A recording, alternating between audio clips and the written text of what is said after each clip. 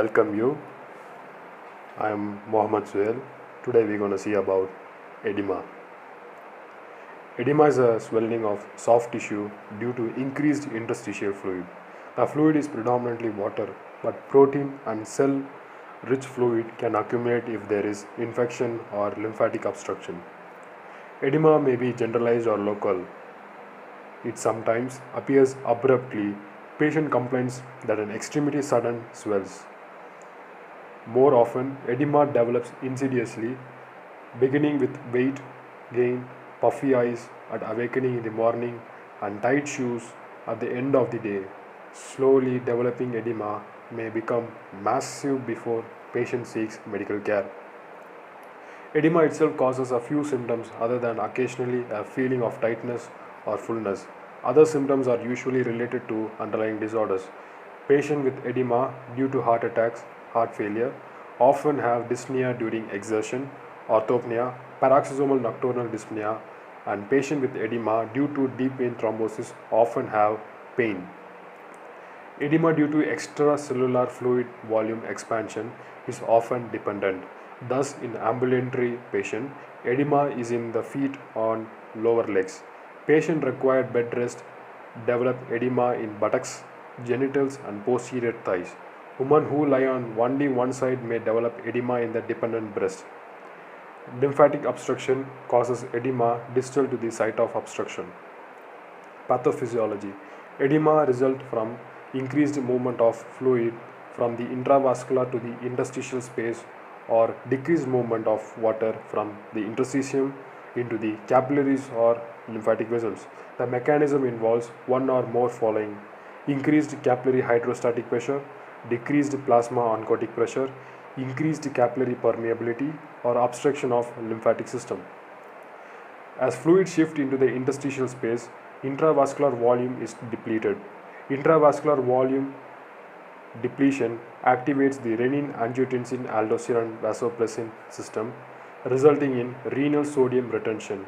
By increasing the osmolality, renal sodium retention triggers water retention by the kidney and helps maintaining the plasma volume. Increased renal sodium retention also may be a primary cause of fluid overload and hence edema. Excessive exogenous sodium intake may also contribute. Less often, edema results from decreased movement of fluid out of the interstitial space into the capillaries due to lack of adequate plasma oncotic pressure, as in nephrotic syndrome, protein losing enteropathy, liver failure, or starvation. Increased capillary permeability occurs in the infection or as the result of toxins or inflammatory damage to capillary walls.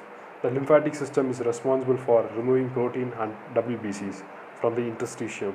Lymphatic obstruction allows these substances to accumulate in the interstitium. Etiology. Generalized edema is commonly caused by heart failure, liver failure, and kidney disorders, mostly nephrotic syndrome.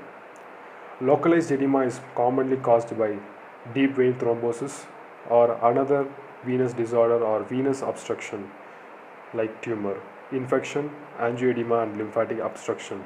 Evaluation. History of the patient. History of presenting illness should include location and duration of edema and presence and degree of pain or discomfort.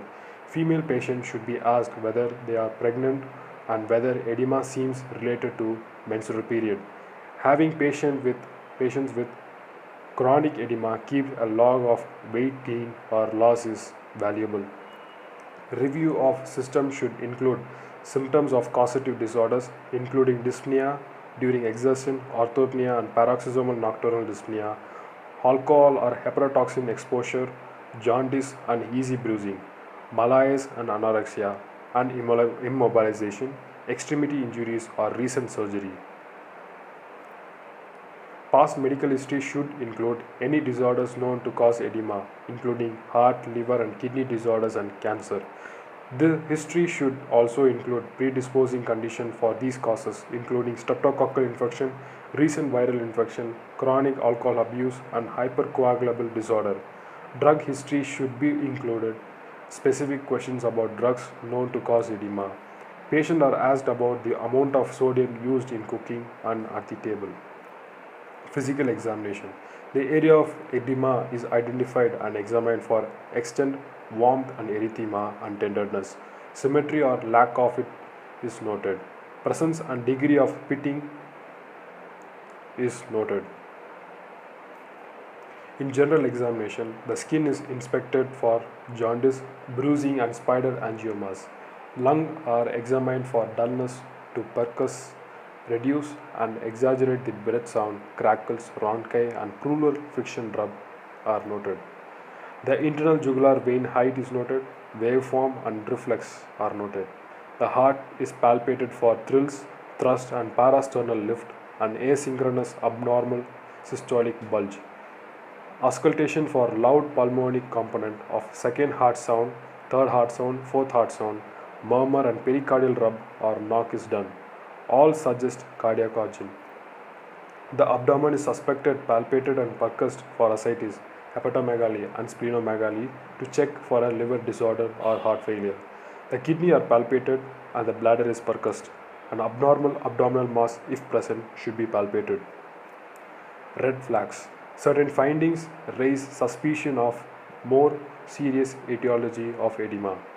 These are sudden onset, significant pain, shortness of breath, history of heart disorder or abnormal cardiac examination, hemoptysis, dyspnea or pleural frictional rub, hepatomegaly, jaundice, ascites, splenomegaly or hematemesis, unilateral leg swelling with tenderness. Interpretation of findings. Potential acute life-threatening when typical manifest with a sudden onset of focal edema must be identified. Such a presentation suggests an acute deep vein thrombosis, soft tissue infection or angioedema. Acute deep vein thrombosis may lead to pulmonary embolism which can be fatal. Soft tissue infection range from minor to life-threatening depending on the infecting organism and the patient's health. Acute angioedema sometimes progressive to involve the airway with serious consequences. Dyspnea may occur with edema due to heart failure. Deep vein thrombosis if pulmonary embolism has occurred, acute respiratory distress syndrome or angioedema that involves the airway.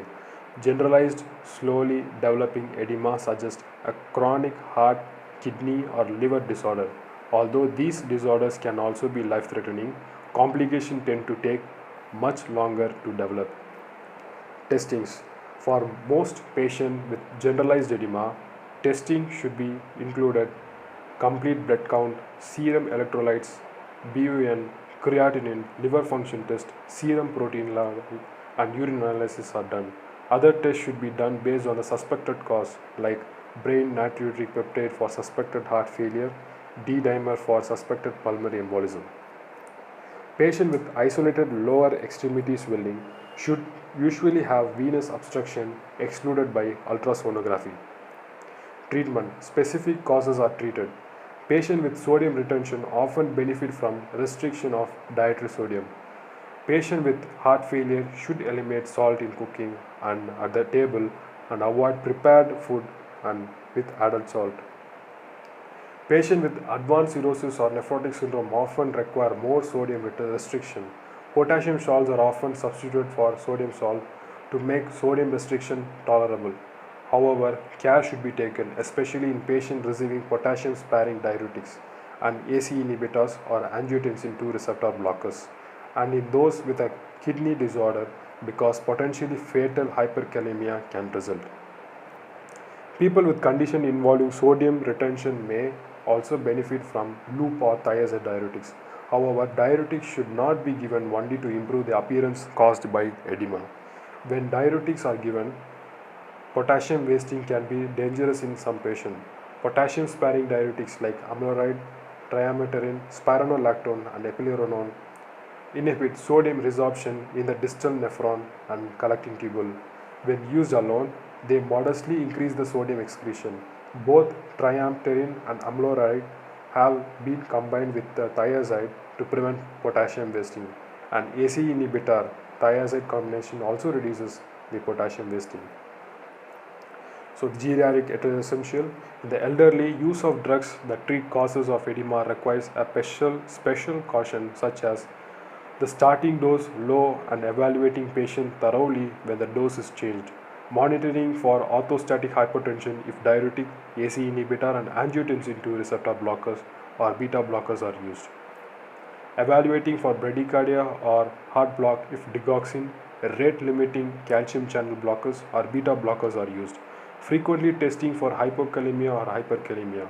Not stopping calcium channel blockers because of pedal edema, which is benign.